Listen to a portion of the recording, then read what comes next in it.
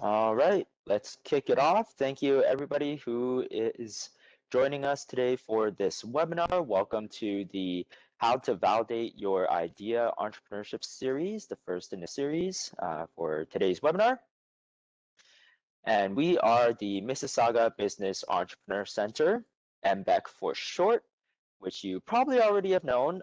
Otherwise, you probably wouldn't have found this session, but we'll be providing a bit more of an introduction about what we do and how we can support your entrepreneurship aspirations and your startup and business needs. So today's agenda, I will go into a little bit more about MBEC and what we do, what we're able to provide you. And then I'll hand it off to our guest speaker, Vigan, who will talk about how to validate your idea and speak about some concepts like problems and solutions, design thinking, unique value, and markets and revenue. And then at the end, you will have a chance to ask any questions that you might have to Vigan, and I can answer some of those questions as well. And we'll be taking a look at your questions and providing some potential answers and potential next steps and other resources that you might want to look into. So to kick us off, we acknowledge the lands which constitute the present-day city of Mississauga as being part of the treaty lands and traditional territory of the Mississaugas of the Credit First Nation, the Seneca and Attawandaron, and wider Haudenosaunee Confederacy and the Huron-Wendat First Nation. We recognize these peoples, the Anishinaabe, the Ojibwa Chippewa nations within the Haudenosaunee Confederacy, the Huron-Wendat, and all other peoples who inhabited these lands since time immemorial. The city of Mississauga is home to First Nations, Métis, and Inuit peoples. As a municipality, the city of Mississauga is actively working towards reconciliation by continuing to strengthen our relationship with Indigenous communities. We formally recognize the Anishinaabe origins of our name and continue to make Mississauga a safe space for all Indigenous peoples. And this land acknowledgement is a reminder for me personally to continue forward with respect to all peoples and our environment and the land in which we reside. So a little bit about MBEC. We are your central source for small business information, resources, and guidance. Of course, we are currently providing support and services remotely, including things like these webinars. Because of the pandemic, our hours are Monday to Friday from 9 to 5 p.m. Feel free to reach out to us and contact us with any of your small business concerns or if you're looking for resources, information, and guidance. We offer things like free business information and guidance, webinars and workshops like this one that you're attending right now, resources and tools, training and mentorship programs, and entrepreneurship programs. One of the things that we offer is the business advisory service. So you can come to us about legal services, accounting services, business operations, sales strategy services, digital marketing strategy services, and coming soon, scale up services. So if you're growing a business, if you're scaling up, we're here to support you and we have the capacity to do so. And we'll be putting together more resources to support your scale up needs.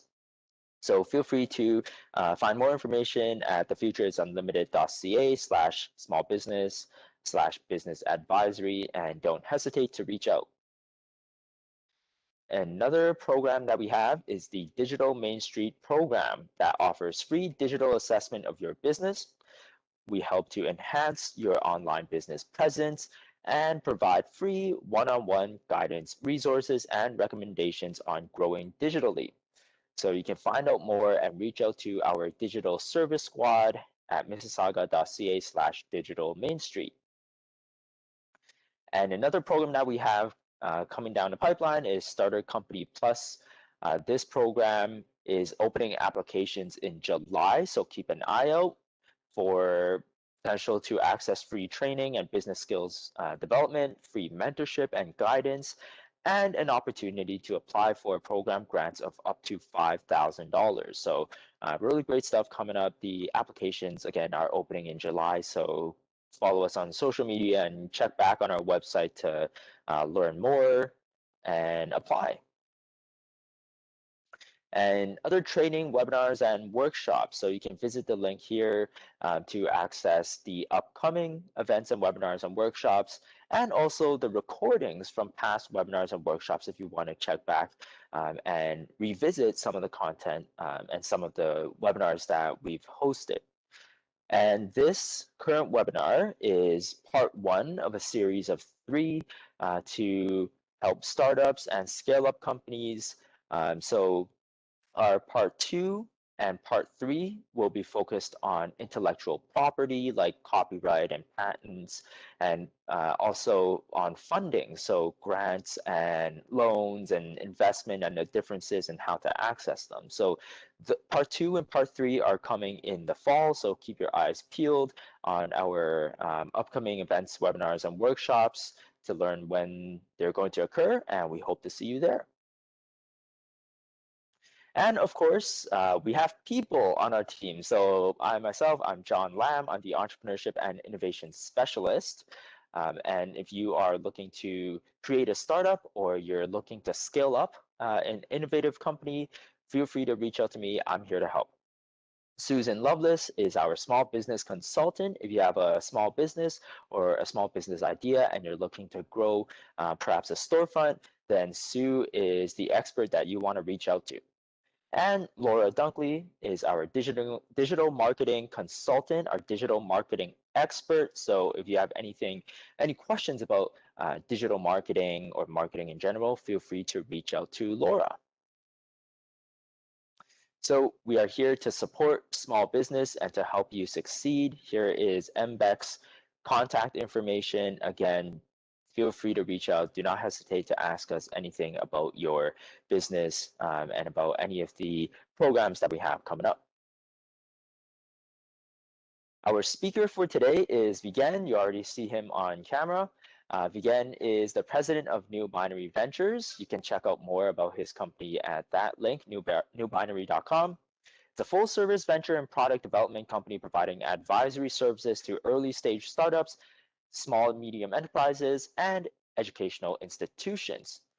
Vigen is a serial entrepreneur and co-founder in 3 companies with successful exits, one times with a public exit.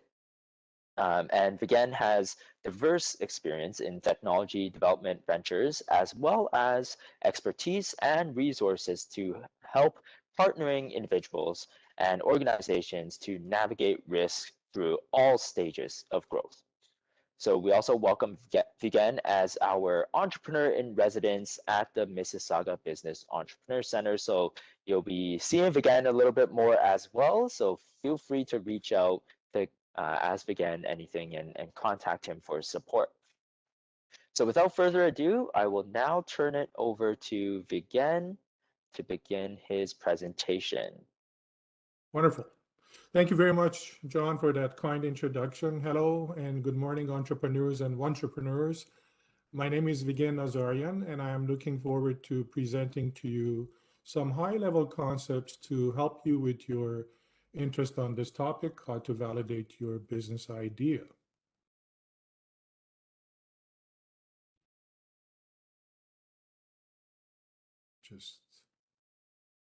Okay, so you heard a bit of an introduction about me when John commented, but I'm the president of New Binary. Basically, we are a group of veteran entrepreneurs and tech people with experience in building private and public companies, offering venture and product development services. As you heard, my experience comes from co-founding 4 companies. Actually, by now I have 2 public exits. So I'm very proud of the team and people who have participated in my journey to create these businesses. And hopefully I can part with you some experiences that I've collected over 20 years of doing this job. What I hope to provide you is really in the next 45 minutes, some practical approaches to validating your idea and your business venture. So the roadmap that I'm going to outline this morning is based on a step-by-step process that will guide you to discover the key information to validate and establish your business idea. The roadmap starts with the ideation step and goes all the way to the implementation and business plan. However, for the purpose of this webinar, given the time we have, we are going to only focus on the topics in the gray box. So um, we will talk about ideation, business concepts, market validation, prototyping, and then hopefully a little bit of intro to the growth stage. Please note, each of these steps are at least 4-hour webinar on its own. But again, what I'm trying to do is give you a very high-level overview of each of these topics to familiarize yourself. Once you're aware of this methodology, you can further research the topic through web resources. There's a ton of information out there that you can search. The entrepreneurship space is well established, and there's a lot of good resources out there for you to look into. And hopefully this would be a guiding path for you to start searching some of these topics. Finally, as we are doing this webinar virtually, I really don't have the benefit of knowing you. I really regret not seeing my audience to engage with them directly, but hopefully it will give you a sense as what some of the topics that are important for you in starting the business. Some of you may be already at ideation stage or have a business that have customer generating revenue. I think regardless as where you are, you will benefit from the presentation by using the content as a reference to identify the gaps in your business idea. So let's talk about the process, and let me just get a sip of water. Yeah, so let's start with the process, which is divided into 3 main areas. First step is to understand what problem we're trying to solve. Then we will focus on developing the solution, followed by validating the solution through an iterative methodology called the lean approach. These steps are really necessary to establish what we're trying to do is called product market fit, which is to look at a business model that can realistically make the company money with a product that is properly built and validated by customers for a large market size where the people really need this problem solved. What you're seeing on the right side of the diagram, there's a link to product market fit. There's an excellent article with which I would recommend you to visit and review. John told you the presentation material would be made available. So there would be links across the presentation that provides you with more in-depth information and analysis for each of those topics. So we're going to start by understanding the process. And this is a toolbox that I use. It's made up of 10 steps. There are variations in the assessment process. This is what I like to use and what I use regularly. I will go through each of these topics to help you understand the importance of the information needed to validate your business idea. We're going to look at the problem, the existing solution, proposed solutions, target customers, unique value that your business brings, barriers to entry, freedom to operate, market size, resources you need to build your business, and all things money. So with that, let's start with the problem. Let's start by assuming you want to develop a new improved walker because you have noticed people live longer these days and eventually they are going to need a walker to help them with their mobility challenges. You might have also noticed your grandparents, for example, are having issues with the current solutions in the market and complaining about things like, it's awkward looking, doesn't look good, it doesn't fold properly, the handles are not comfortable, and a whole bunch of issues that, to your mind, these are opportunities to improve the status quo as it relates to this specific item, which is a walker. So before you start, you should ask yourself a very important question, that how long this problem is going to be around. Obviously, in this case, we know that the population for elderly is going to increase. So we don't have an issue with that in terms of market disappearing. But let me give you an example of things like a fax machine or a pager that today it's almost obsolete. So what I'm talking really here is about technology obsolescence. The point here is whatever business that you are going to venture into, you want to make sure that it's going to be around for a long time and it is a decent market for you to go after. It's very important to be mindful of that. To the extent that you can predict, I know sometimes it's difficult to predict the future, but what you can predict today is good enough. Some things obviously are going to go away, so try to stay away from those markets as much as possible because most likely your investors are not going to invest in your idea. So the next thing that you're supposed to do is, before going forward, is to designing your new solution, is you need to understand what are the existing solutions in the market. You really need this information not only to help you with your design ideas, but also to understand what not to copy because it will have legal implications for you. A thorough market research is critical to know who is your competition, to understand what are the products that are in the market, maybe use them as source of inspiration, but not to copy them, but hopefully to come up with a much more improved concept that is going to help you enter the market.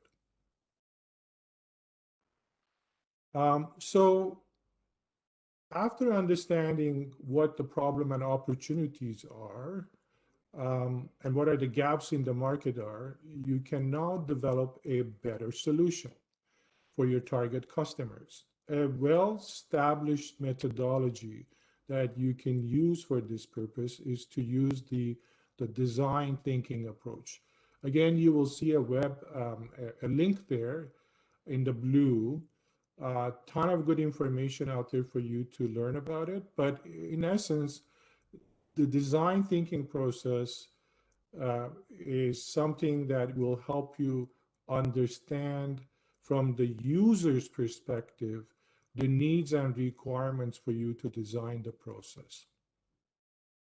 It starts by developing ideas all the way to prototyping them and prototyping them very quickly in order to establish validity for your product. This prototyping part of the process is referred in the business as building minimum viable products. Essentially, a series of minimum viable products that is going to help you establish the validity of your solution for your customers, for your end users. The process involves building a prototype at the early stage, testing with your customer, measuring, collecting information, and validating that you're on the right track in order to enrich the concept by adding additional features. These features sometimes comes from, and oftentimes comes from directly from users, your customers, where they're telling you what they need for the product in order for it to be a successful product. Um, to make the point about the MVP, which is very important, and oftentimes entrepreneurs miss this concept of what the MVP is. I want to give you a different perspective. Let me just get a sip of water. So let's use an example of a baker who wants to create donuts. If you use the MVP approach, after having done your design ideation, you are going to first test the batter for your donut. So you're going to go to your customers, you're going to give them the plain batter and see, do you like them? And if they do, you will then start introducing different toppings for your donut. So let's assume you hypothesize that the most people are going to like chocolate flavored donut or strawberry flavored donut. These are the additional iteration of the concept that each time when you create them, you need to go to your customer and test the idea and see if they like it. If they like it, you keep the idea. If they don't like it, you go back to the first design step, think about other flavors to bring in to essentially provide you with a series of good solutions, good products, or good services for your customers. To go back to the Walker concept, hopefully at this stage, you have designed and tested a prototype that addresses the current market gaps. Therefore, allowing you to go after your target customer segment with a better offering. This is a really good segue to go more in depth about your customer and target customer discovery. And this is one of the most important aspects of product or service development. And the success of your business really depends on that. When you're developing an idea or your solution, your service, you need to really understand for whom you are developing the solution. What type of user or use cases are they going to be? In the picture that you're seeing here, there are four different types of customers here. To make this point clear, you have ones that have mobility issues on the left, ones that next to that, not only they need to use it for mobility, but also to sit on them, maybe to socialize between their friends when they're walking on street. Um, or maybe there are people who are trying to temporarily use the solution because they had an injury. And finally, a category where, in this case, a middle-aged lady is trying to use the walker, a very stylish one, expensive with a premium, and willing to buy that walker for her use. You can see how the market could be segmented, and the need to know for whom you are building the product is really important. This realization should be part of your design thinking and MVP approach. To fully understand the customer is really, really important. Their need and what they want. And for that, you really need to do extensive interviews. Quite often you hear people say you got to go talk to 100 customers, 100 people. It's really not an exaggeration. It's important for you to understand their needs, and that need is going to come and help you with your ideation, with your prototyping, and the staging where you need to take your idea step by step and validate them and make sure that there is proper market fit. The next concept that we need to focus on is the unique value proposition that your product or service brings to the market. And hopefully by now you've done your customer discovery and you know the needs and developed your prototype. Now you need to communicate its uniqueness. Uniqueness can be defined in a couple of ways. Unique value proposition, which refers to the reason why someone buys your product. For example, if you were Amazon, you would say, we offer same day delivery at the lowest price and with free shipping. That's a pretty compelling reason for people to use their service. On the other hand, unique selling point is something that gives you exclusivity. It's something that differentiates you from the competition, but by not giving your competition access to those competitive edge. For example, it could be a patent. So let's say the process or whatever you invented or you created, you filed a patent or a copyright or an industrial design, which makes it very exclusive to you, and your customers have to come to you in order to buy your product. So knowing what makes your product unique is important in differentiating yourself from others in the market and becomes your brand's advantage. Um, the next item is barrier to entry. And barrier to entry refers to a series of strategies to prevent your competitors to compete with you. It's very simple. And there are a number of ways that you can achieve this. There are legal tools for that, such as I said, patents, trademarks, copyrights, industrial design, are some examples that you can think of as you're designing your business, as you're designing your solution, to be mindful of that and to make sure you take advantage of opportunities to capture those advantages to prevent others from copying you. As you heard from John, there would be another session in fall where we plan to bring a IP lawyer to talk extensively about strategies and legal tools that you can use.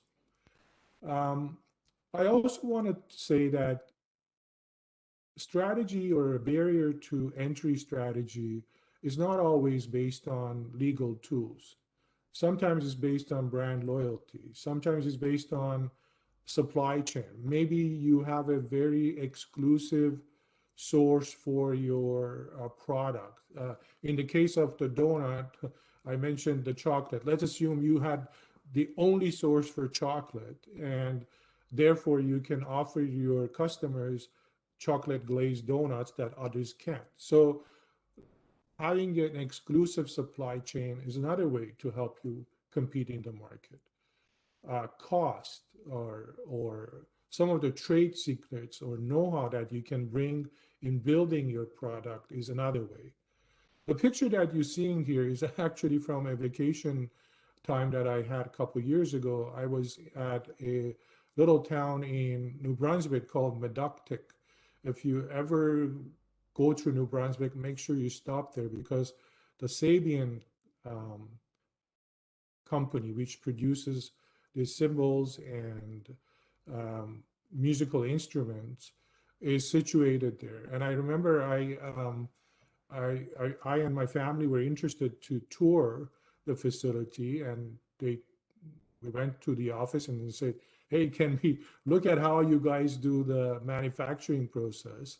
And all along, I'm thinking, based on my knowledge of trade secrets, they're going to be very secretive about showing the manufacturing process. But to our surprise, they walked us through the factory and they showed us step by step what they do. Part of the reason for that is because they already had some patents filed on the composition of the material they use, their copyright, industrial design, but more importantly, the people that you see here, which are forging and shaping these symbols, these people have 20, 30 years of experience.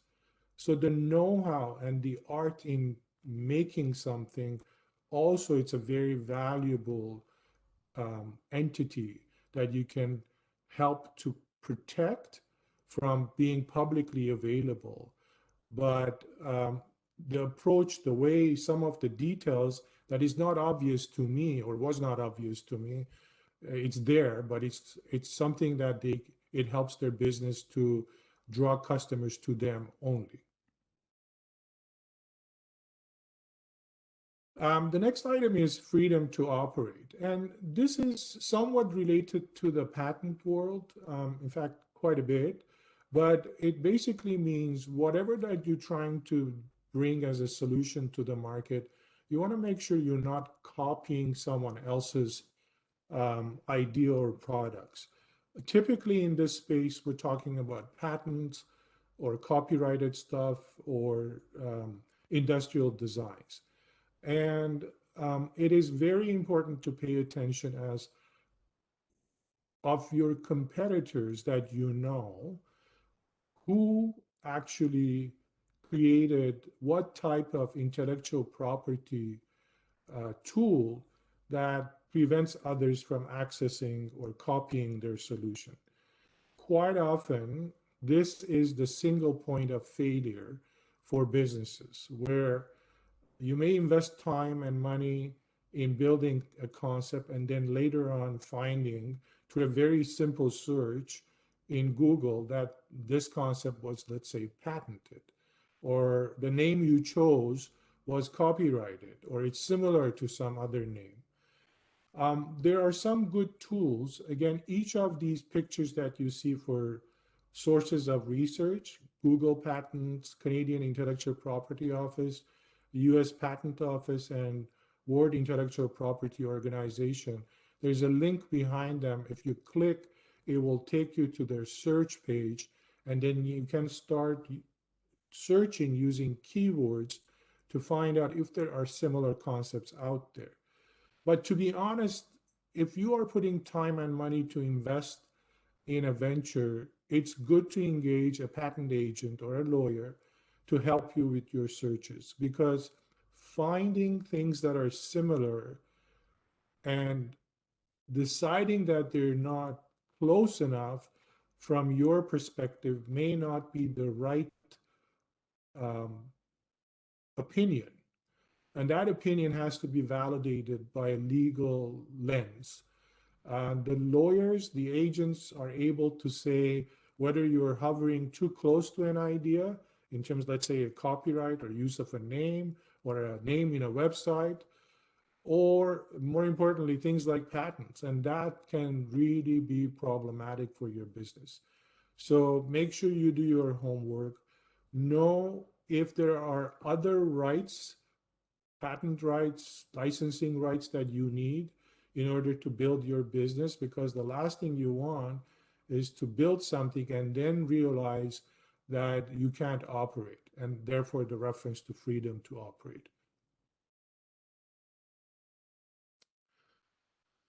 The next item in trying to decide and validate your business idea is to get a really good estimation of the market and the competition.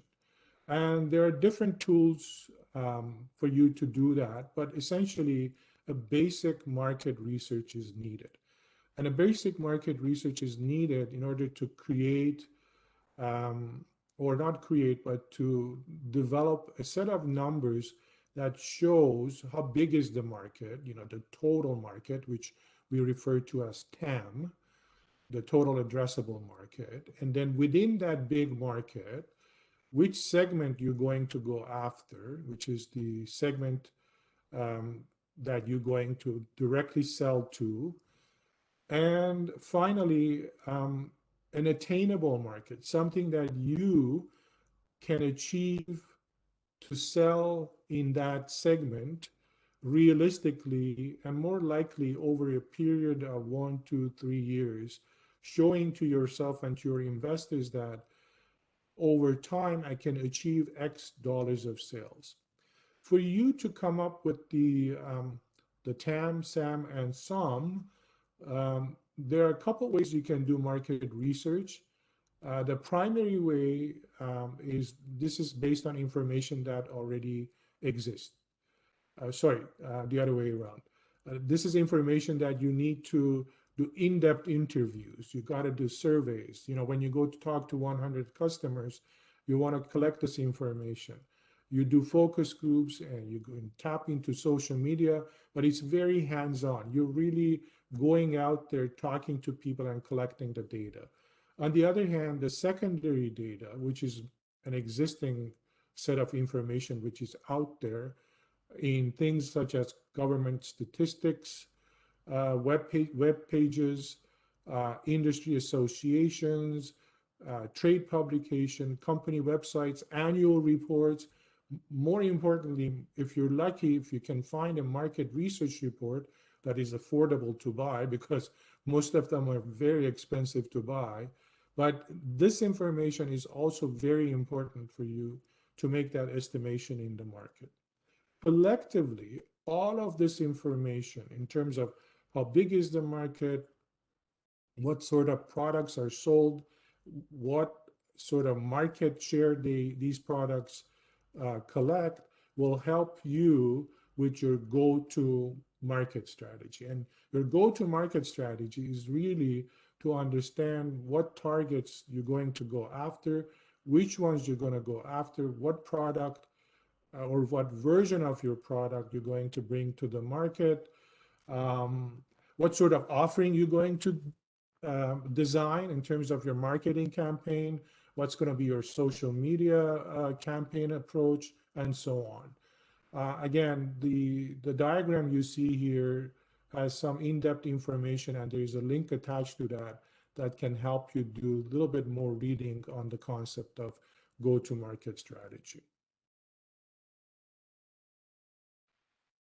Number 9, which is what resources do you need to test and scale your idea? And essentially, it's a very basic concept here, which you want to find out what's the cost for you to launch your idea, to develop those minimum viable products.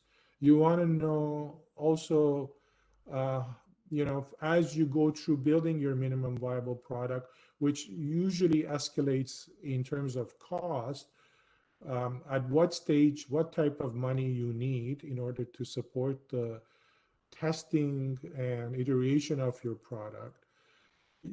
That's very important to know. It's also equally important that who is on your team.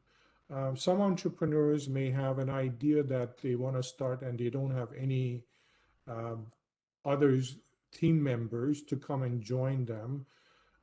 Maybe initially that's your journey, or maybe the idea sort of bounced between a group of friends or colleagues. Whoever they are, those are your teams, and you need to do a good assessment as what sort of things your team is capable of delivering. I know, personally speaking, quite often the technical development aspect is a big gap for entrepreneurs to build their business, but there are resources available out there that we can help you find and tap into those resources in order to build your team and build your product to eventually, hopefully, launch something that has or will provide traction you need to get customers, buying customers out there. So the talent and the money aspect and who are your partners that are going to help you bring your idea together is very important and important to know. And finally, the last aspect is the money. And I know many of you probably have that at the forefront of your thoughts, that if I had money, I can do all of these things. And there are various sources of funding that is available to you. That's going to be another seminar, a webinar that we're going to have in the fall. But to summarize it, you see here I think there are 8 or 7 sources for funding. Obviously, you can always fund yourself, or you can ask family or friends for a raise. There are crowdfunding solutions out there that you can tap into. It could be very effective. You can join a startup or an incubator. Sometimes incubators and startups, they provide you with funding to enter into their organizations. I know within Canada, there are ones that offer like $10,000, $20,000, sometimes $40,000 to help you build your idea. You can apply for government grants. There are a number of good government grants out there, especially because of COVID, these programs were created to help entrepreneurs tap into some non-dilutive source of funding. Um, you can also apply for a line of credit. I'm not very much in favor of that because that means you're putting your personal assets, your house maybe, into your business. Um, it's not ideal, but if you have to, sometimes you will do that. The other source of funding are the angels, ultimately the VCs, the venture capital that can help you. Um, to ask for money, however, you need to understand your business well. You need to understand how much money you need, what's the value of your company, what's your projected revenue and cost.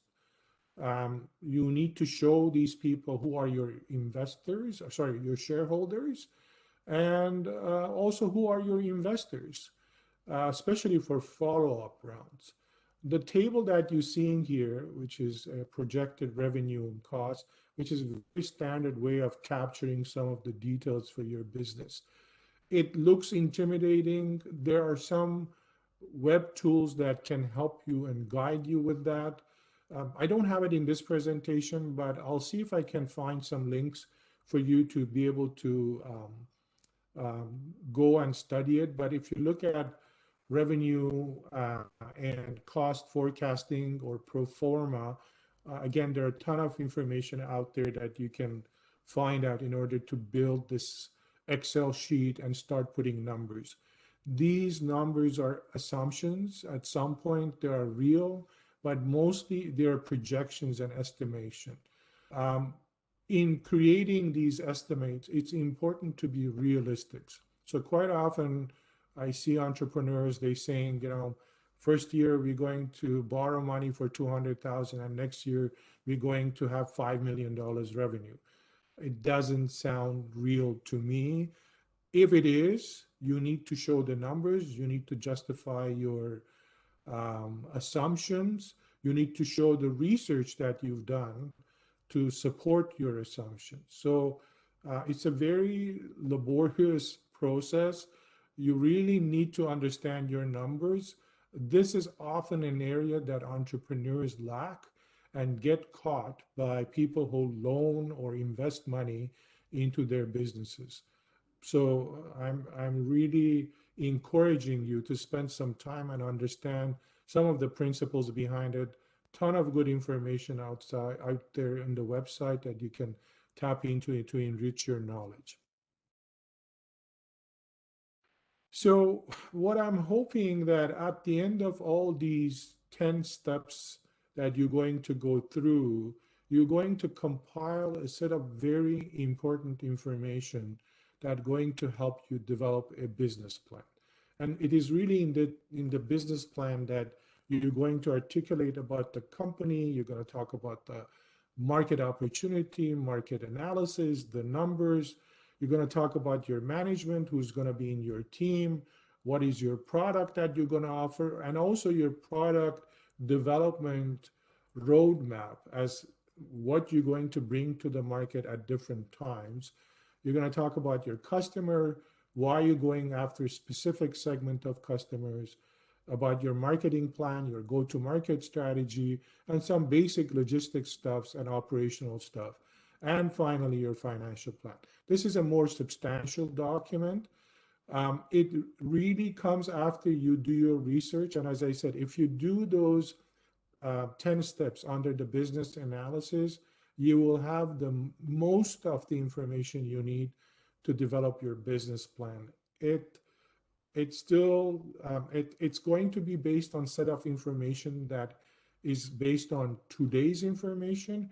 A business plan is an evolving document that is going to guide and help you, and you need to update it regularly. It's important for you internally for your own operation, but it's also very important when you go to borrow money from investors.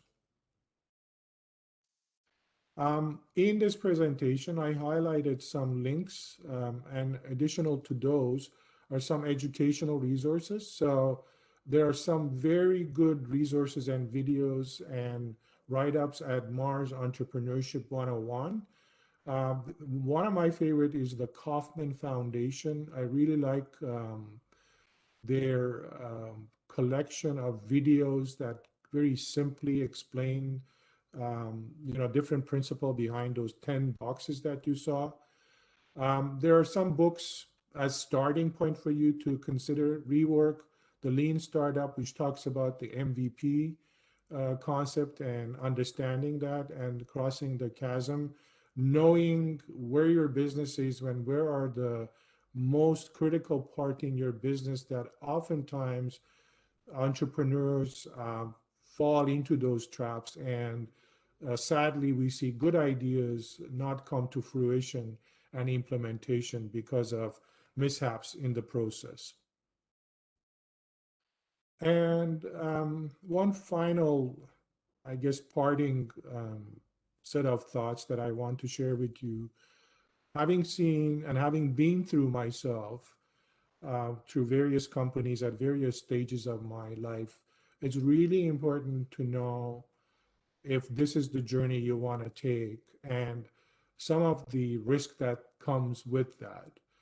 Um, you're going to make a lot of sacrifices. If you're married, you have children, it's going to have a different weight on you in terms of being out of pocket for a while, eating from your own investments and in your own savings to build your business. It really going to push you out of your comfort zone, and is going to make you develop very thick skin. This is a process. All entrepreneurs go through it, but hopefully if you take some good steps to avoid some of the mistakes, then you can look forward to benefit maybe from a business that you can be proud of, that can help you look back and say, I'm glad I did it. I'm so happy I did it.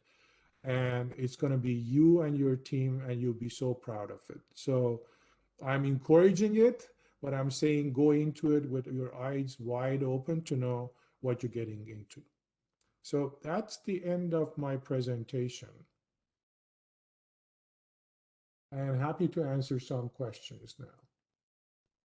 Amazing. Thank you so much again for that wonderful presentation. There was a lot of information there, so I'm sure all the attendees were able to get a lot and pick the pieces that were very relevant. And the floor is open for questions. Feel free to type in the chat to let us know any questions that you have, and again, and I will try to answer them to the best of our ability.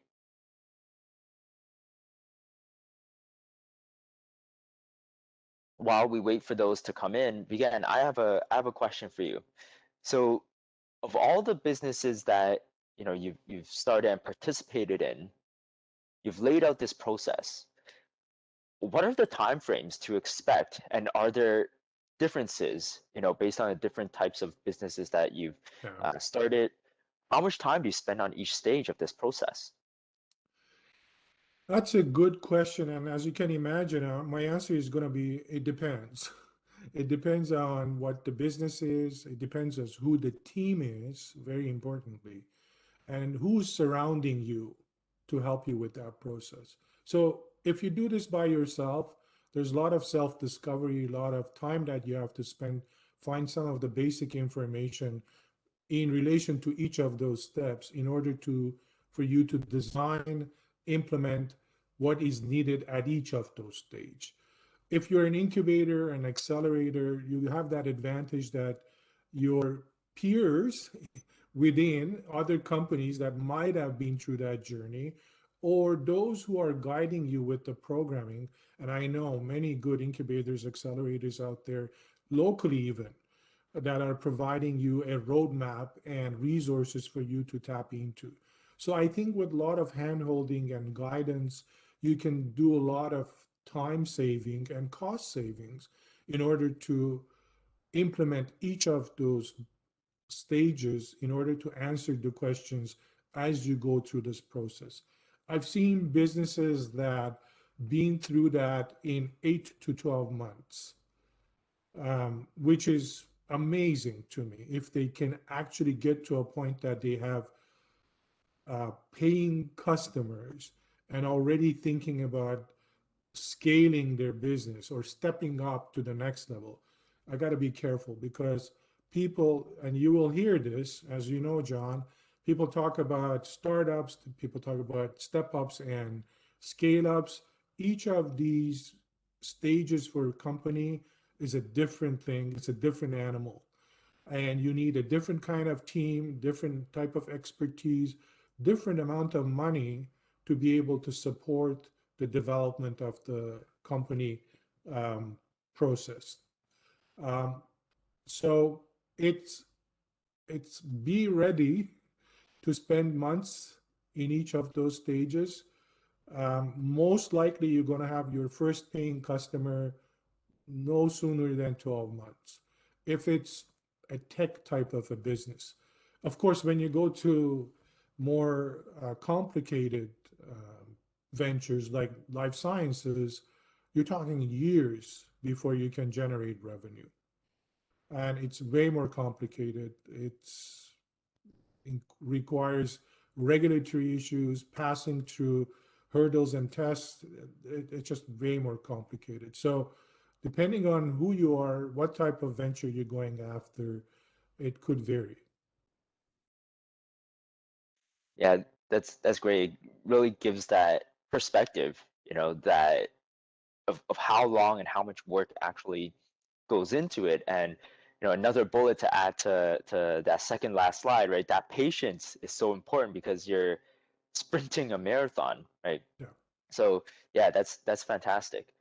Now, for the early stage folks, um, we often hear about interviewing customers, talking to customers, and you have to talk to 100 customers. But what does that interview process actually entail? Because I've seen a lot of entrepreneurs who interview customers, maybe they've gotten 50 to 100 conversations, but with no workable data generated. There's nothing of value from the conversations. Can you walk us through that process, that interview process, to Mhm. really gather data that can help us to make decisions?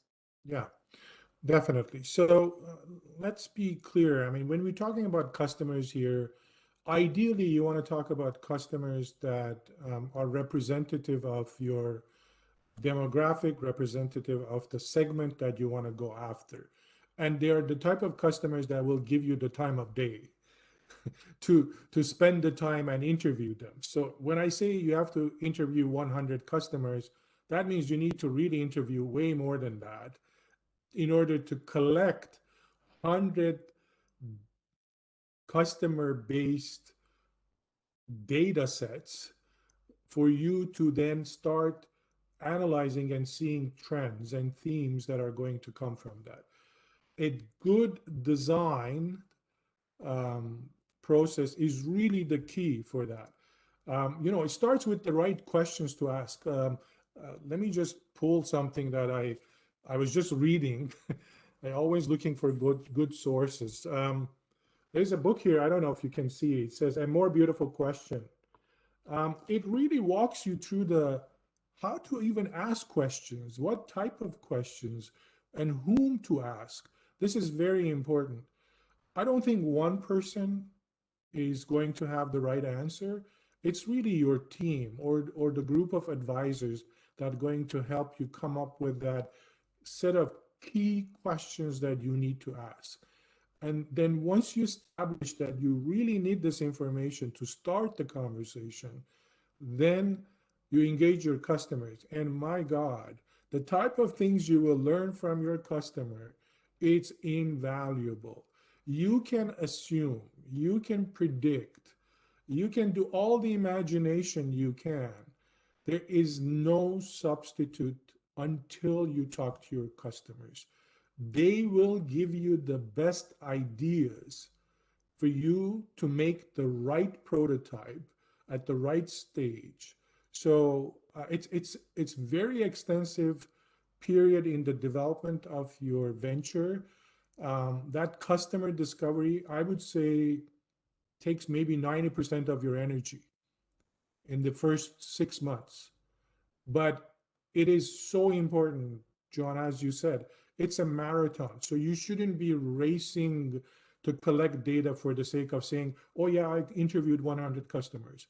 And you may satisfy that on a cursory conversation, but when you start getting into the data, you don't want to come to a point that a year later, 2 years later, you look back and you say, oh, gee, I did not ask the right questions. I didn't build the right MVP.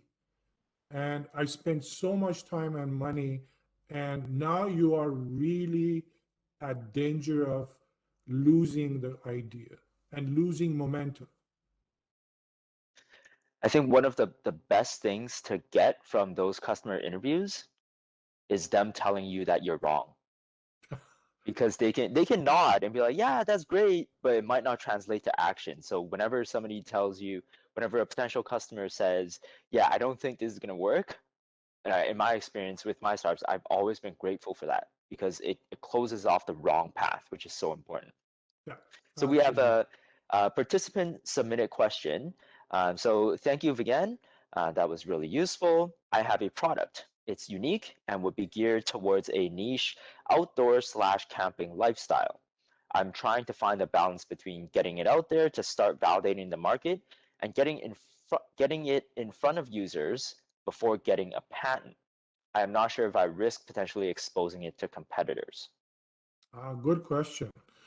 And that brings up a couple of actually issues. One is, of course, can you somehow protect the idea at this early stage? And the second thing is, with and or in the absence of having something that you can fall back, let's say a patent pending or a copyright application or a trademark application, industrial design, is to know how to disclose ideas and information without enabling or putting information out there that your competition can take advantage of. So to be specific, of course, I think most people know you can file a patent, you can go after a copyright. That gives you some comfort, but filing something is not the same as having it granted, let's say, patent application. So all the way through, as you are going through the patenting process, which takes a good 3 years, 3 to 5 years sometimes, you need to be always mindful how and what you need to do and engage the way you should in order to not compromise the potential for the company to be that first to the market. And the way you do that is through a set of other tools. And the most basic one is to engage people under a confidentiality agreement or a non-disclosure agreement to discuss your business. Now, I'm not saying when you go talk to 100 customers, you have to make them sign a confidentiality agreement. That's not practical. It's not going to happen. But the thing is, and I use this example, if somebody says, if Elon Musk says, I want to go to Mars, that's the idea. As how I'm going to, or how he's going to, I'm going to first take this step, the next one, the next one, the next one.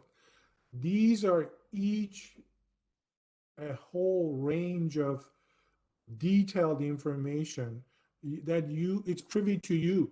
You do not need to tell your customer how you're going to do it, but you're going to say, hey, if I make a donut with seaweed flavor, would you like that? And they would say, yeah, I think I do because I like sushi, right? But technically, when you blend seaweed with the batter, things go really wrong. It tastes awful after you bake it. But you have found a way to remove all the bad flavors or the process of baking, variation on temperature, or whatever source of the seaweed. That information is privy to you. You don't have to tell your customer. So yes, you can go out there, you can engage the people to ask if they like your product.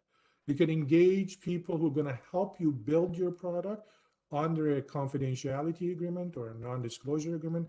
The same thing, by the way. But that's another kind of approach to going out there and researching your product.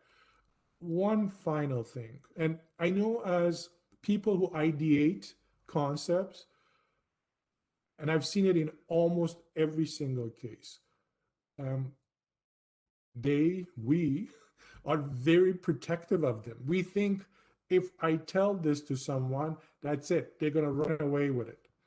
In practicality, in reality, you can tell people, I know how to go to Mars, and 99% of them will tell you, I don't believe it. Even if you tell me how, they still say, I don't believe it. So I'm less worried about competition stealing my idea than most people think, as most people are inventors or ideators of concepts. It comes down to execution, right? An idea isn't worth anything if you don't actually execute.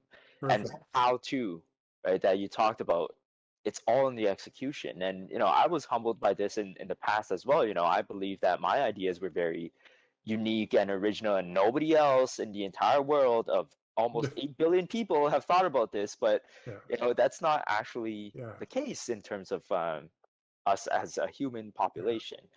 Right? So it comes down to execution and doing it in a way and leveraging the connections that you have. And that's why in your presentation, that IP part came in what, step 6 or 7, yeah, and understanding the customer yeah, came as number 1, yeah, right? And if it takes 3 years to get patent granted, then the question becomes, if you're waiting for that to talk to customers, are you, do you have that kind of patience, and will the market have shifted yeah, by the time you're ready to actually go and talk to customers with a patent, right? So you kind of have to make that choice, and yeah, it comes down to executing and yeah. knowing And that the customer demand is going to be yeah, there, right? I'm mindful, John. That's absolutely true. I'm also mindful that maybe some of our participants, this concept of starting business is, not it's very alien. You know, how do I start a restaurant? How do I start a business offering a service that is going to help these type of clients? Sometimes it's also about just getting out there and exposing yourself and just learning as you building. It's sort of the analogy of trying to build and fly a plane at the same time. And I've seen many entrepreneurs, some of us may be so analytical, like you have to have all of this information to do it. Yes, absolutely. Try to get the best estimate to what is going to be the winner product for you out there. But sometimes it's just, you know, put your flag down, say who you are, what you want to do. And if you really, really motivated to build a business, you will find a way. You will find the right people. You will find the right people to invest in your idea. It's about the passion, commitment that you show. For most investors, that initial idea you have, they know it's not what the company is going to be built upon. What they invest is you and your team. And do you have the acumen, the ability, the openness to be coachable in order to learn, absorb, adjust, and implement the next step in your business? All of these small steps is what you refer to implementation. It's not one giant step, it's a whole bunch of small steps you realize there are the steps in the right direction.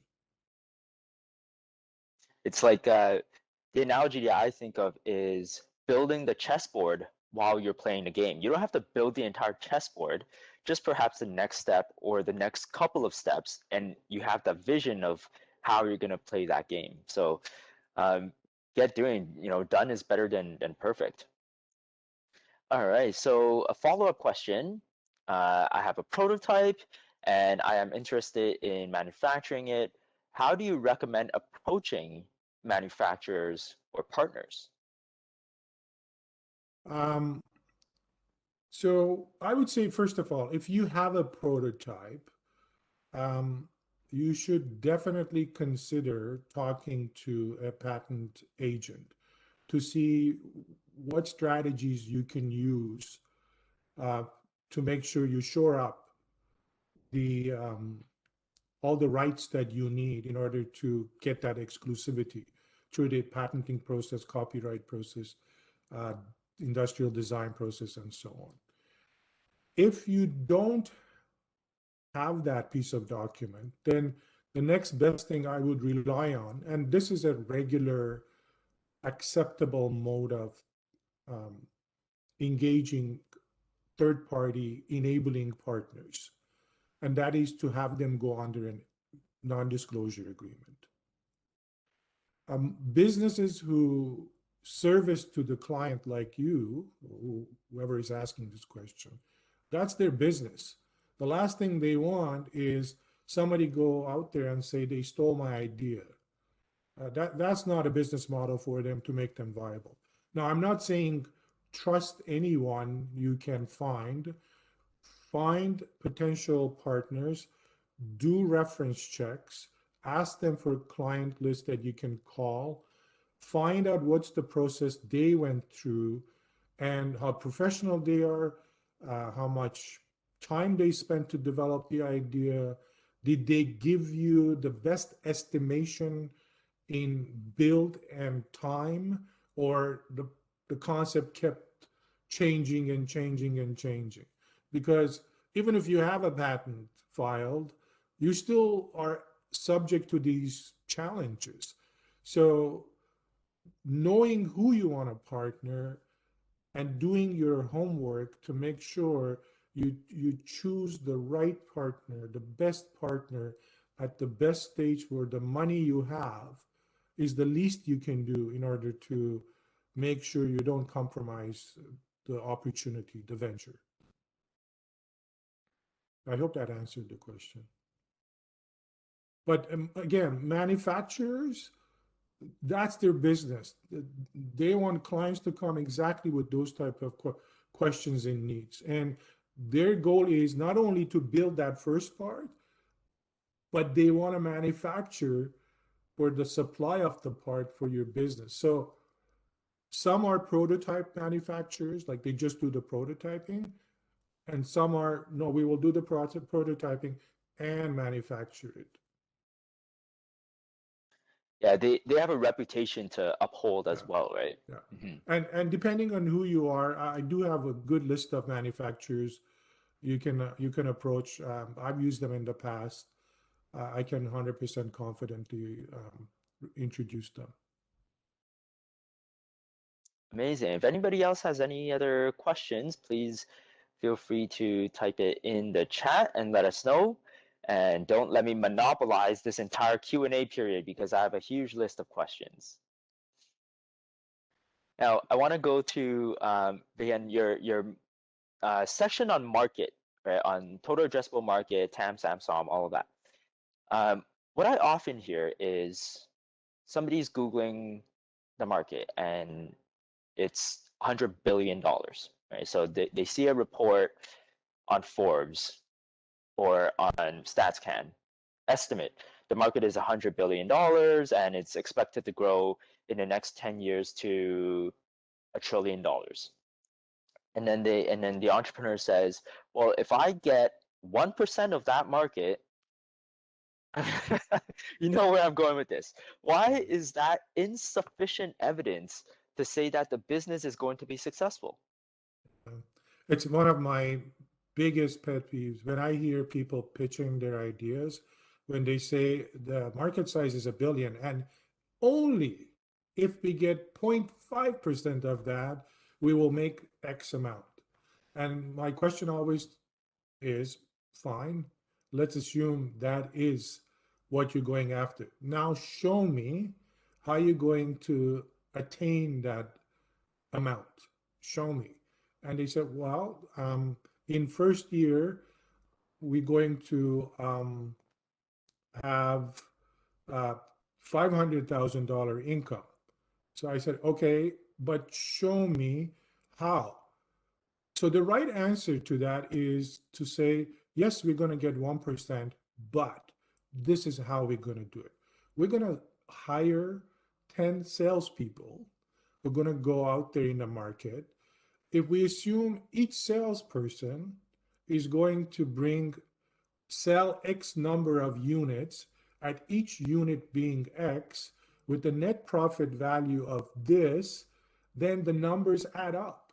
So you could say, okay, so the only obstacle for you to grab that 1% of the market to, let's say, generate $100 million revenue is to have 10 salespeople. And then the next question is, well, how are you going to afford to have 10 salespeople? What you going to pay them? How are you going to engage them? Where are you going to find them? You know, these people are very, very talented sales individuals. They require a combination of compensation. You know, tell me, show me that. And that's where your business plan can dive into those details. But you need to know that. You need to be able to say, and nothing worse than entrepreneurs who come pitch their idea and not knowing their numbers. It's the one of the biggest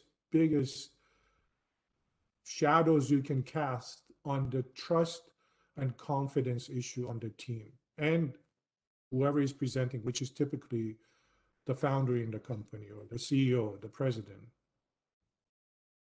When I hear that, if we get 1%, if we get small tiny fraction of this big market, what I'm hearing is they're assuming once they launch the product, it's going to be so great, people are going to flock to it, right? And all they need to do is get it out there, and inevitably people will buy. Yeah. That's just not the case. It's what you said about the numbers, right? If it takes 10 salespeople, if it takes a marketing budget to advertise, right, then you need to demonstrate that, hey, we have this conversion rate. And that conversion rate comes from the interviews, the customer interviews, right? So it's like if we hire 10 people to get in front of 1 million people, then we know based on our previous conversion rates of interviewing customers, we're going to get 100,000 and then break it down, right? That's where the evidence comes in. Yeah. But so oftentimes with that, if we get 1%, Yeah.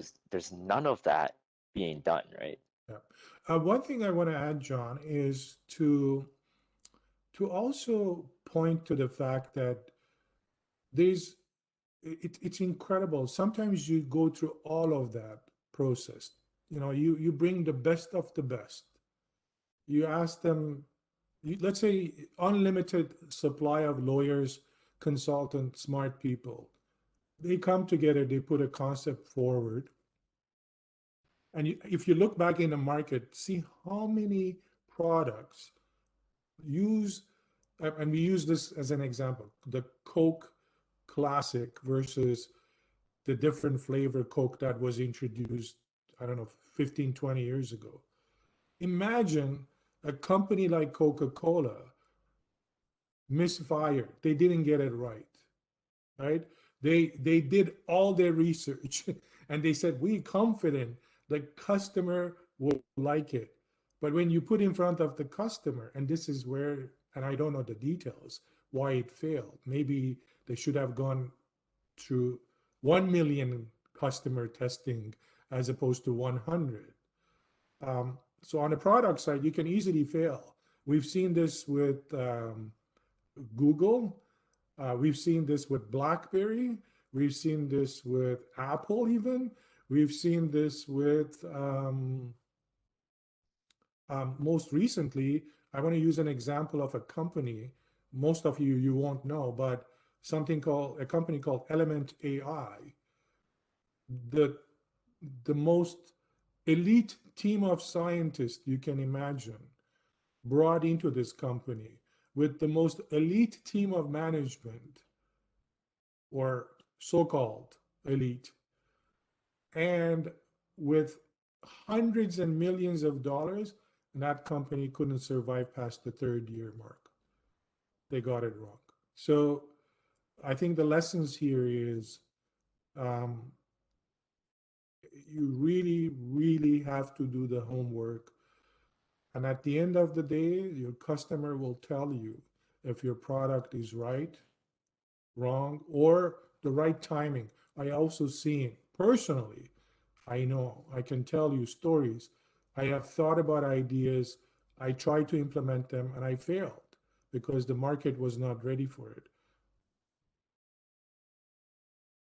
Yeah, I can attest to that with my second startup, just not the right timing. And Microsoft came out with the first tablet, right? Not the right timing in the market. Not that it's Absolutely. a bad idea, but Yeah. wasn't the right time. So unless we have any further questions, I want to end off with one last one. Um, this process, inevitably, you're gonna hear things that you don't want to hear from your customers. They don't want your product, or they think that they don't have a problem to solve. There's gonna be negativities. Can you provide an example, on how perhaps you have experienced failure, and any inspiration on how to push through, to deal with pivots, and to continue to persevere on this startup marathon? Oh, wow. That's an incredibly good question. Actually, let's hold off on that, and we'll end off with that one because we just got another submitted Sure. question. Hello, I'm interested in starting up a candle business and EC homewares. How can I go about validating my idea before investing in resources for supply and branding? So let me just read it again. I'm interested in starting up a candle business and EC homewares. Um, how can I go about validating my idea before investing in resources for supply and branding? EC referring to Eco eco. is a typo. I see. Okay, got it now. Eco homeware. Okay, let's say it's a eco type of a product and how you go about validating your idea. Okay, so I would say in this case, I would start because it's an eco or eco-friendly or environmentally mindful. I think that's what you're going after. Um, type of service or product most likely. Then I need to go find the right customer segment to engage them and get feedback. So where would you go? There are some community channels, social channels that you can go out there. So you can find them on Facebook, you can find them on Twitter, and you can engage them. You can start a dialogue, a conversation, and say, hey, community, I need your help. I want to build something like this, and get them talking, get them engaged, get them give you their perspective of what type of product they would like to buy, and therefore pay a premium for it, right? So I think I would start by finding my first customers, my first adopters, and those customers are motivated. they they're not your typical customer. You can't say I'm going to build a business based on my first adopters, because your first adopter is only going to help you address some of the most basic type of information you need in order to design your first version of the MVP. And then you're going to expand into others. Um, I've seen this done very successfully. I also seen done this thing through a crowdfunding concept. So if you have the idea, the prototype, and you have an estimation as how you can bring your solution to the market, it's a good way to find like-minded people who are willing to put money and back you up, and more importantly, give you feedback and support. I think I'm hoping I answered that question. If I haven't, please put it in the chat line. Yeah. Not Um, seeing anything else. one thing that I can add also to that, whoever is asking this question, is the first thing comes to my mind is it's a Me Too category business, right? So if you're selling what already exists, you're just putting it on the shelf, you're really entering in the market as another Me Too store. However, if you're building something which is completely different, has and different in a sense that makes that item cheaper to sell. So which means I can be eco-friendly, buy products that are eco-friendly, and I don't have to pay a premium. If I can buy it cheaper, then you can grab some customers that are A, motivated to buy eco-friendly type of product, and B, they're further motivated by comparing the price, saying yours is X dollars and someone else is 2X, 3X. So I would say nothing wrong if you want to be a Me Too category business, but at least you should know how you're going to differentiate yourself from the others and how you're going to position your brand to speak to that differentiator. You could say, I have the best customer service. It's not very believable. It's based on experience, right? So, what you need to do is you need to stay in the game for a year or two to collect enough reviews on Google um, to um, to say yes, my business is 5 stars, or sorry, 4.5 stars. 5 stars is too good to believe to be true. That's a fact, by the way. I'm sure everybody knows, but you have to be realistic. I think community endorsement is a very powerful tool in directing potential customers, new customers to you, and sometimes when you're building in a space that there are not many competitors, that could be a very valuable tool in creating distance between what you're trying to do and what others will do to catch up. So the follow-up question is eco-friendly a good start, or would I need to niche down further? I would say it's the right topic because today, given the sensitivity and maybe hypersensitivity, some of the environmental issues that thankfully people are more mindful and they're demanding from big chain stores to be more eco-friendly, I would say it's the right area. So your timing is right. It really, again, boils down to what is the main differentiator for you to jump into that space and build a business that would be clearly with a more compelling set of information or actual product that you can set yourself apart. The difference has to be compelling. If it's incremental, you're only going to see incremental lift in your business.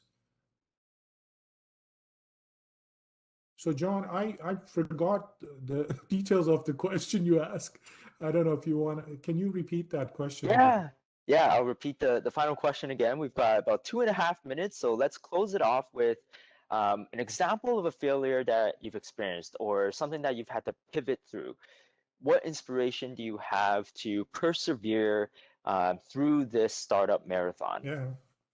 So you're not going to believe it, but the inspiration I get is from people, maybe not the best, you know, person to mention given the checkered career that this person had, but Mike Tyson, a boxer. And that is, as an entrepreneur, you're going to jump in the middle of the ring and you're going to get punched. There's no doubt about it. You're going to go flat sometimes. You're going to lie down and you're going to say, why did I do that? And your product ideas are pretty much the same. Everybody has a plan until you put it in the middle of the ring and you see what comes to it.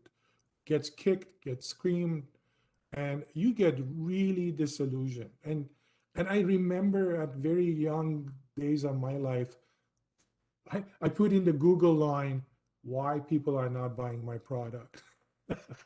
it was it was like it was a desperation act. And I remember this was maybe a good 17 years, 15 years ago.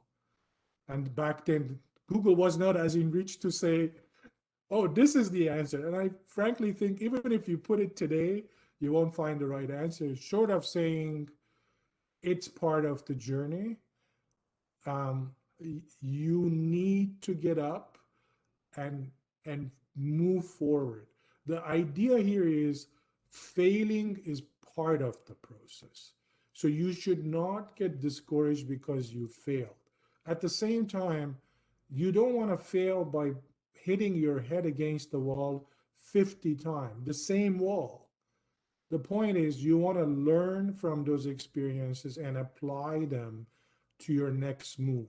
You brought the example of a chess move or a chessboard. If I put a piece in front of the queen and he's going to take me, I know it's going to take me. It's the most powerful piece on the chessboard.